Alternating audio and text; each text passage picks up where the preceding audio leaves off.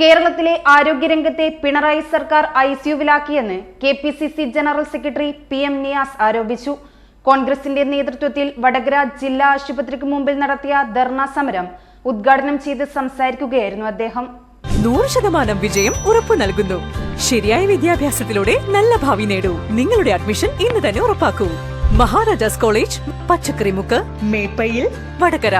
കേരളത്തിലെ ആരോഗ്യരംഗത്തെ പിണറായി സർക്കാർ ഐസിയുവിലാക്കിയെന്ന് KPCC general secretary PM Niyas ആരോപിച്ചു. സർക്കാർ ആശുപത്രിയിലെ ശോചനീയാവസ്ഥയ്ക്കെതിരെ കോൺഗ്രസിന്റെ നേതൃത്വത്തിൽ വടകര ജില്ലാ ആശുപത്രിക്ക് മുന്നിൽ സംഘടിപ്പിച്ച ധർണാ സമരം ഉദ്ഘാടനം ചെയ്ത് സംസാരിക്കുകയായിരുന്നു അദ്ദേഹം. അഗ്നിക്കിരയായ കോഴിക്കോട് മെഡിക്കൽ കോളേജിലെ കാഷ്വാലിറ്റി പോലും പുനർപ്രവർത്തനം നടത്താൻ ആരോഗ്യമേഖലയ്ക്ക് ഇതുവരെ സാധിച്ചിട്ടില്ലെന്നും അദ്ദേഹം കൂട്ടിച്ചേർത്തു. കേരളത്തിലെ മന്ത്രി സജി ചെറിയാൻ അദ്ദേഹം വല്ലപ്പോഴും സത്യം പറയാറുണ്ട്.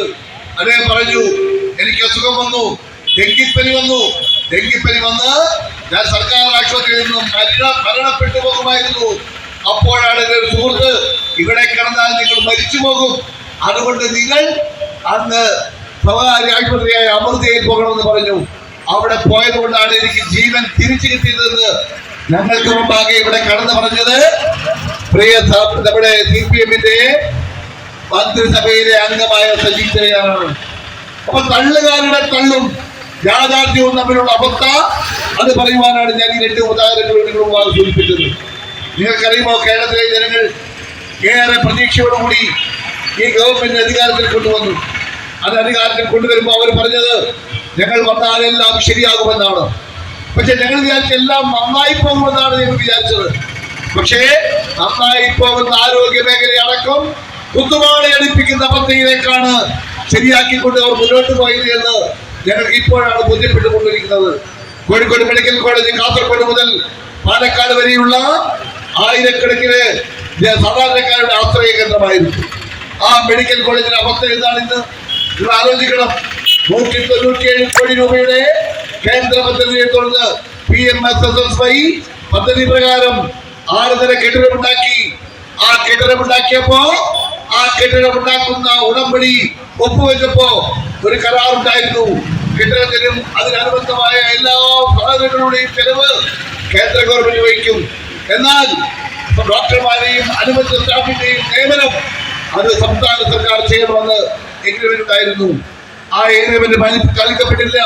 നിങ്ങൾ ആലോചിക്കണം, 3 വർഷമായി ഉദ്ഘാടനത്തിന് കാത്തു കെട്ടി കഴിയുന്ന ഇപ്പൊ അവര് കെട്ടിട നിർമ്മാതാക്കൾ പറഞ്ഞത് 3 അല്ല 5 വർഷമായി ഞങ്ങൾ കെട്ടിടം പൂർത്തീകരിച്ചു എന്നാണ്.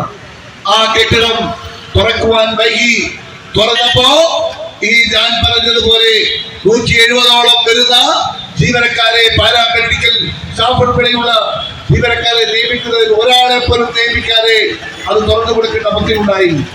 പ്രതിഷേധ പരിപാടിയിൽ ബ്ലോക്ക് കോൺഗ്രസ് പ്രസിഡന്റ് സതീശൻ കുരിയാടി അധ്യക്ഷത വഹിച്ചു. PC Sheeba, Kottayil Radhakrishnan, advocate E Narayanan Nair, Achuthan Puthiyadath, KP Karunan, Babu Anchiyam, Kalathil Peethambaran, Puranthodath Sukumaran, ചന്ദ്രൻ മൂഴിക്കൽ, സുധീഷ് വളപ്പിൽ, CP Viswanathan, VK Preman, PS Ranjith Kumar, Dilraj Panoli തുടങ്ങിയവർ പരിപാടിയിൽ പങ്കെടുത്തു. News bureau, media Vadakara.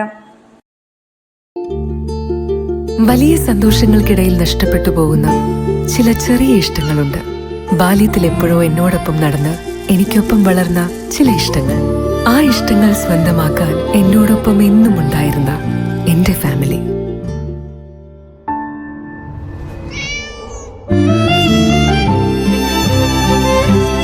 എന്റെ ഇഷ്ടങ്ങൾ എന്റെ ഫാമിലിക്ക് അറിയാം. Family wedding centre.